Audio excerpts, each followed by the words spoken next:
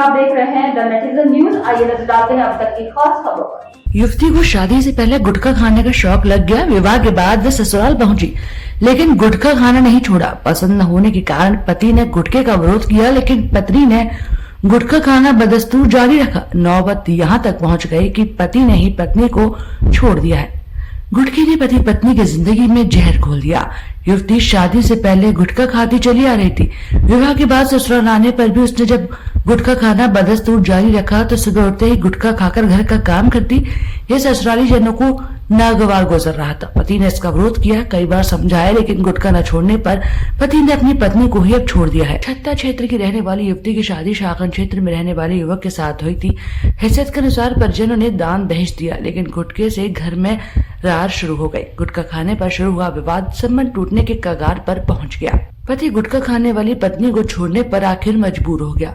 काउंसलरों ने समझाने का प्रयास किया, लेकिन गुटखा खाने वाली पत्नी को पति किसी भी सूरत में रखने को तैयार नहीं है। तो वहीं पत्नी का आरोप है कि उसका पति गुजरात में काम करता है। उसके गुजरात में लड़कियों से अवैध संबंध है। उसके मोबाइल में लड़कियों के नंबर देके और बात करते सुना है। विवाहिता का आरोप है कि पड़ोसी की बहू के लड़का होने पर ससुराली जन उसके साथ मारपीट करते थे। तरह तरह के आरोप लगाकर घर से निकाल दिया है। विवाहिता के शिकायती पत्र पर पुलिस लाइन परामर्श केंद्र डॉक्टर अमित गौड़ ने समझाने का प्रयास किया, लेकिन कोई नतीजा नहीं निकला। इसके बाद मुकदमा लिखने के आदेश किए गए हैं। परामर्श केंद्र में बहुत अजीब तरह के मामले हर बार आते हैं। हम लोग इतने सालों से काउंसलिंग कर रहे हैं, उसके बाद भी हम लोग हर बार शौक होते हैं कि हर बार नए तरह के केस आते हैं।